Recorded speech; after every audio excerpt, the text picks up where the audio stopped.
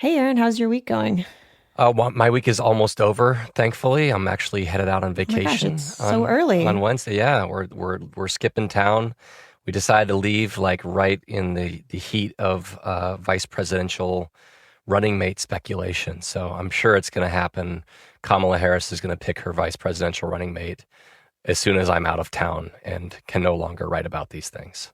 You're gonna summon the news. You leaving will bring it out. I think that people should pay for me to leave town and do fun things because important things happen. So if you're waiting for some big news, just send me on vacation. Welcome to the Campaign Moment from the Washington Post, your guide to the biggest developments in the 2024 election. I'm Aaron Blake, senior political reporter here at the Post and author of the Campaign Moment newsletter. And I'm Laura Benshoff, producer of the Campaign Moment podcast. It's Tuesday, July 30th. Today, we wanted to talk a little bit more about JD Vance, the Republican candidate for vice president. It's been just 2 short weeks since Trump picked him and introduced him at the Republican National Convention in Milwaukee, and he's getting a lot of attention, maybe more than your average vice presidential nominee. But it's not always been for the reasons that Republicans necessarily want. Vance's past statements are being dug up and used by Democrats to cast the Republican ticket as out of touch with regular Americans. And polls are showing that Vance is unusually unpopular for a newly introduced vice presidential pick. Aaron, where should we start? Do you want to start with the polls or start with the attacks by Democrats? Let's start with the polls because this is something that I've really been interested in from the moment JD Vance was picked. And that night, I wrote about how this pick was risky. JD Vance is relatively new to politics. He's been commenting on the sidelines for a while, but then he ran for Ohio Senate for the first time in 2022 and won that race. But what I noted on the first night of the Republican National Convention was that campaign was not exactly an affirmation of JD Vance's political skills. He underperformed every other statewide Republican on the ballot, sometimes by double digits.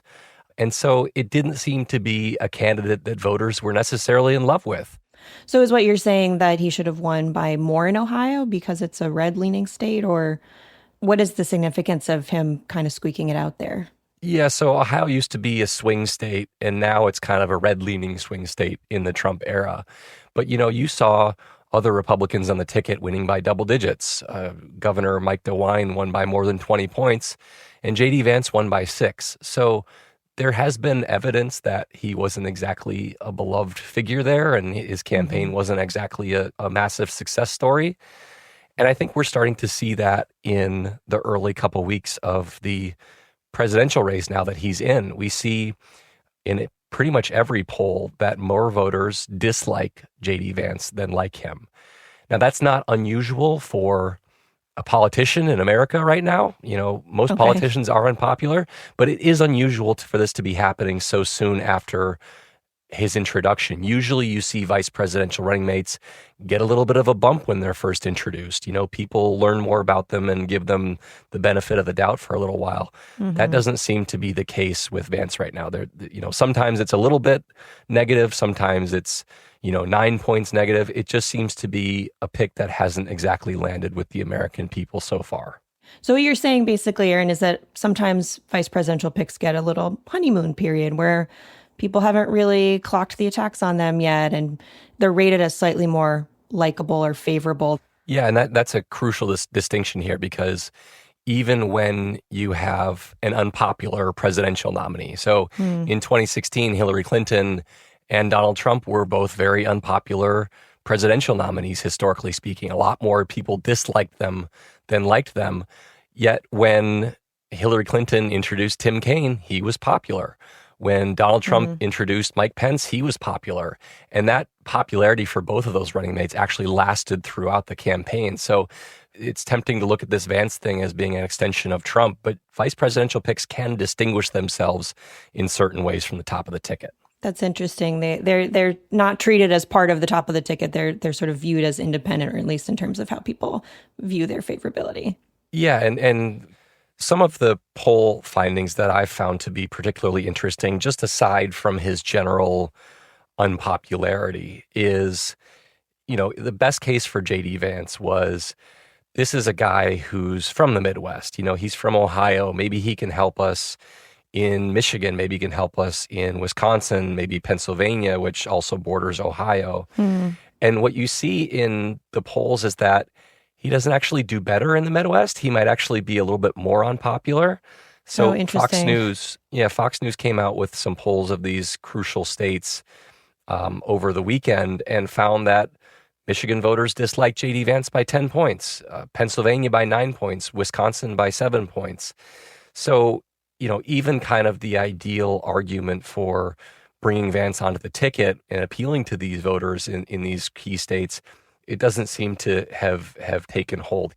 So that's interesting. And I'm curious if I'm a campaign, if I'm the Trump campaign, or even if I'm just a news consumer and I see these poll results, what should I make of them? Is this a really bad sign for the Trump campaign? Is this something to keep an eye on? How does this favorability number translate into electoral power, translate into votes?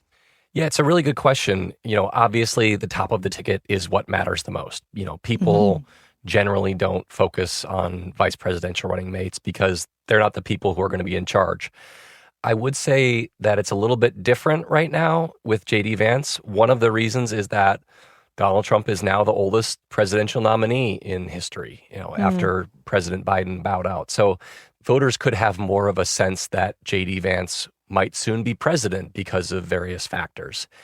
The other thing that I think is key here is, in a vacuum, having an unpopular vice presidential pick maybe isn't a huge deal. But I think that Vance kind of maybe contributes to some of the liabilities that Trump has. Trump is somebody who people have taken issue with his personal life and the things he says for a very long time. It hasn't always, taken him out of contention for becoming president. And even in 2020 was a close race. But people see these kind of personal problems as real issues for them.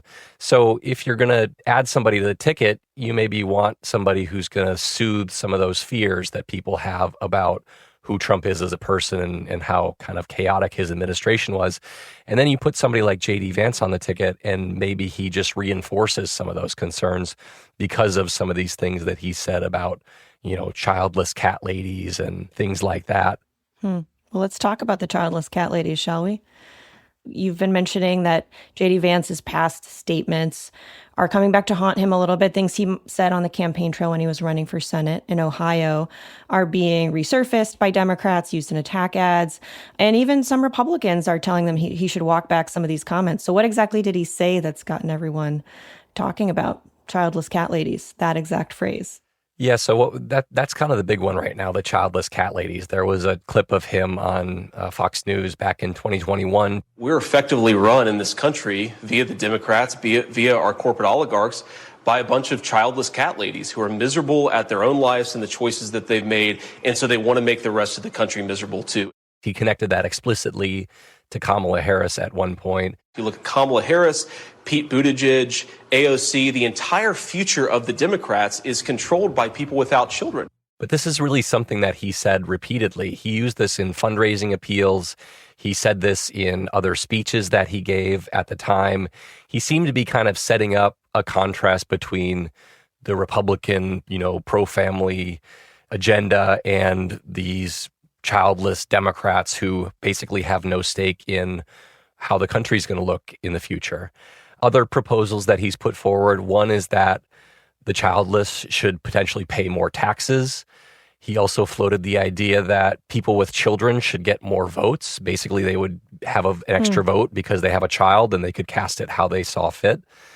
He at one point talked about the idea that it's too easy to get divorced and suggested that people in, quote, maybe even violent, unquote, marriages shouldn't be able to end those marriages so easily. Okay, so you just listed off a bunch of examples of Vance's past statements that are now resurfacing, and a lot of them seem to deal with, people's decision whether or not to have kids. But I'm curious, he's saying these as a candidate. He's trying to make a point about what, the GOP stands for here in terms of policy around family.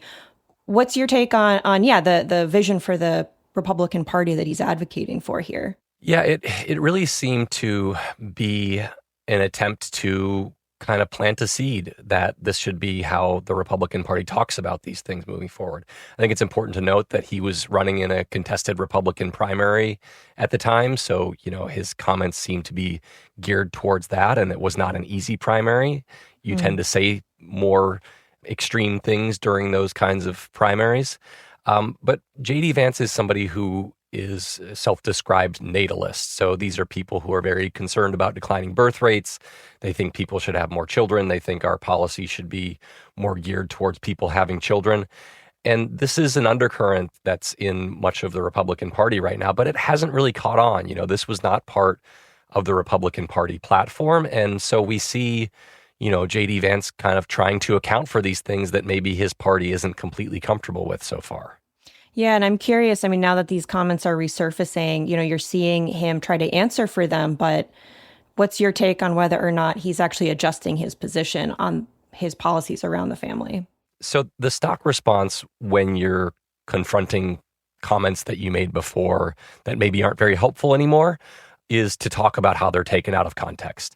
And that's been what JD Vance has basically said about this. He's said, I wasn't actually attacking cat ladies. That was sarcastic. Right. He said that on Megyn Kelly's show, right? Yeah. And I think we've got that tape here, so we can play that now. Obviously, it was a sarcastic comment. I've got nothing against cats. I've got nothing against dogs. I've got one dog at home, and I love him, Megyn. But look, this is not, people are focusing so much on the sarcasm and not on the substance of what I actually said. And the substance of what I said, Megyn, I'm sorry, it's true. It's a couple points. One is that, focusing on the cat portion of this is helpful because that's not really the thing that people are objecting to. It's more the childless part of things. Right. So you kind of deflecting a little bit and pointing to this other thing. And then the other thing is, he basically said, what I said is true. So he's at least projecting that he's not really backing away from this, but his point has kind of adjusted to be, I'm just talking about certain leaders that don't have children and aren't invested in the future of this country. Yeah, and we're going to talk about the Democrats who are using this exact clip that we just played and also why they're calling him weird in some of their official campaign communications after we take a quick break. We'll be right back.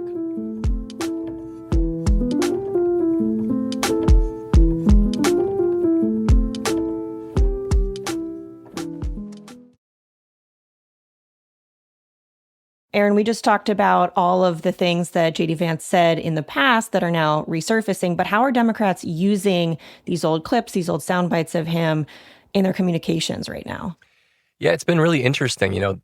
Democrats have basically decided that this is a moment to change their messaging. They have come out with a talking point, and that talking point is basically one word: weird. Weird.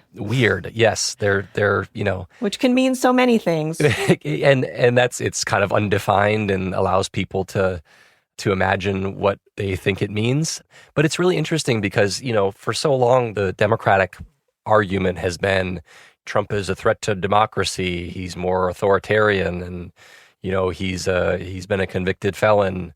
Things like that. And now they kind of seem to be throwing things under this kind of umbrella of weird that doesn't really focus on one specific thing, but kind of suggests, look at what these guys are doing. Like, what's even the deal with these people? Like, right. Why are they calling people childless cat ladies? It's a little bit of a what gives kind of vibe. Like what are these people even up to? And I think that you're right, that the childless cat ladies thing is kind of the epitome of the weird attack. And I think it really kind of began with that.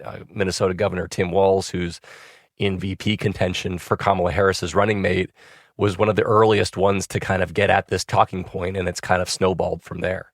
I was going to say, I think he's the first one I remember hearing weird from, and I want to play that clip because the way he works it into his sort of larger point about what the Democrats are selling was interesting. So he starts talking about Joe Biden's record, and then he kind of turns towards attacking Republicans. This was on MSNBC's Morning Joe the other week. Getting away from this division, we do not like what has happened where we can't even go to Thanksgiving dinner with our uncle because you end up in some weird fight that is unnecessary. and I think bringing back people together, well, it's true. These guys are just weird.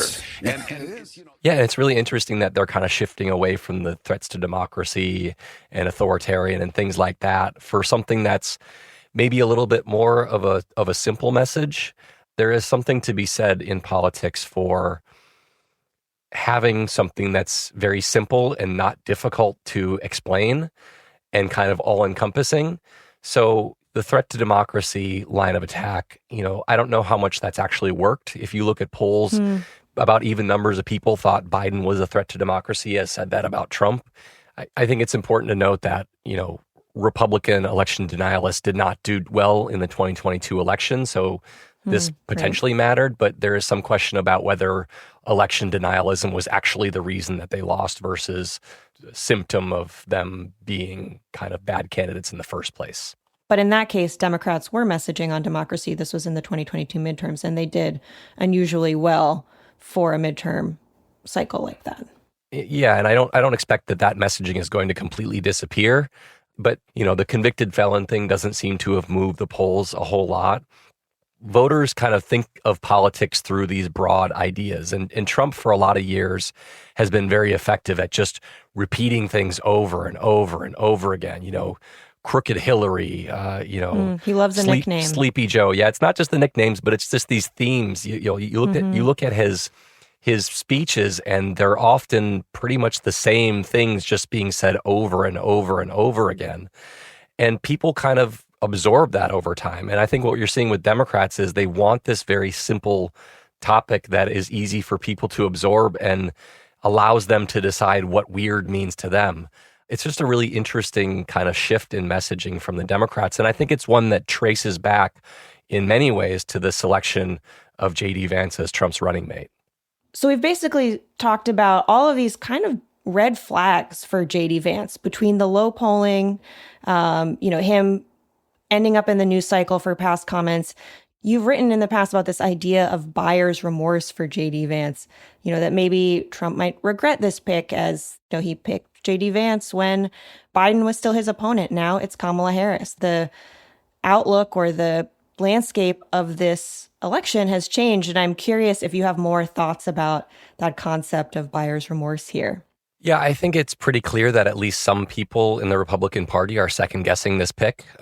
We at the Washington Post this week had a big story about the senators, the donors, and the conservative media personalities who argued against this pick. A lot of these people thought that Marco Rubio would be better, or, North Dakota Governor Doug Burgum. That kind of stuff doesn't usually come out unless there are very significant concerns about the direction in which this is heading.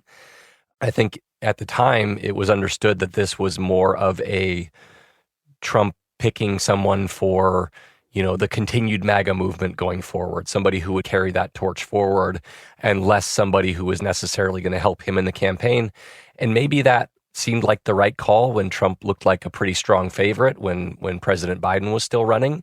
But they're confronting a very different campaign right now that's polling very closely. Kamala Harris is picking up some steam. Her image is better than Biden's. The swing states are polling more closely than they were before. And so that just kind of all conspires to create a situation where people are like, was this the right pick? Should we have done something else that was maybe a little bit more broadly palatable than JD Vance? And I think that to the extent that Vance continues to be the story, this is just going to continue to be a narrative that Trump and his campaign are going to have to deal with. Just before we go, Aaron, how much of this is normal for a candidate like Vance? So this public stumbles, he's a relatively new politician. He's only 2 years into being a senator. And it is also normal for the opposing party to dig up dirt and pass statements and use them against you. We are seeing that now.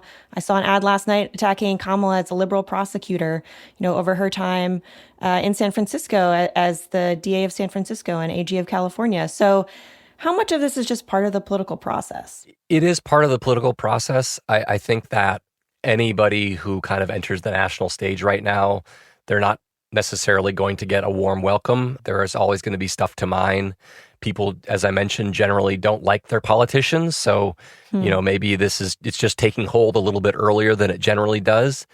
I do think, though, that the Republican Party in recent years has become so defined by provocation and, quote, owning the libs and, saying things that are maybe a little bit more extreme than you used to say in politics, because that's kind of what the base eats up. There's such a market for those kinds of comments in certain corners of the Republican Party, and they're different than the things you used to have to say to win primaries. We can talk about Kamala Harris, during the 2020 presidential campaign, Democratic primary, talking about banning fracking and Medicare for all and things like that. But, those were policy stances. This is more of like a, look at those childless people over there. Like, it's kind of a different class of comments. It's a personal attack, right? It's a personal thing. It's like it's demonizing groups of people and dividing them for political effect. And so I think it's a little bit different because it's something that people can kind of, look at and say, JD Vance is talking about me. And that's not the kind of thing that you generally want to say in politics. And so you mentioned Vice President Harris. She's getting an image bump right now that's probably going to fade somewhat as people consume her past positions, especially during the 2020 presidential primary. But I don't think that's kind of the same thing as the past comments that we're talking about with Vance. These weren't really policy proposals. These were kind of broad culture warrior type things intended to appeal to the hard right that may not play so well in a general election. Got it. Yeah, it's a very much a live issue in the 2024 campaign, and one that we're going to keep watching here at the Washington Post. For now, I think we're going to have to leave it there. That's it for today's episode. I'm Aaron Blake, senior political reporter here at the Post. And I'm Laura Benshoff, the producer of the Campaign Moment podcast. And if you want more original analysis of campaign news, subscribe to my newsletter, also called The Campaign Moment. You can find a link in our show notes and at postreports.com. And if you don't already, make sure that you subscribe to the Campaign Moment podcast so that you don't miss episodes like this one. Today's episode was produced by Laura Benshoff and mixed by Rennie Svirnovskiy. It was edited by Lucy Perkins and Mary Jo Murphy. Thanks also to Ali Bianco. I'm off for the rest of the week, but I'll be back in your feeds next week. But we will still have a Campaign Moment roundtable this coming Friday, so tune into that. See y'all later.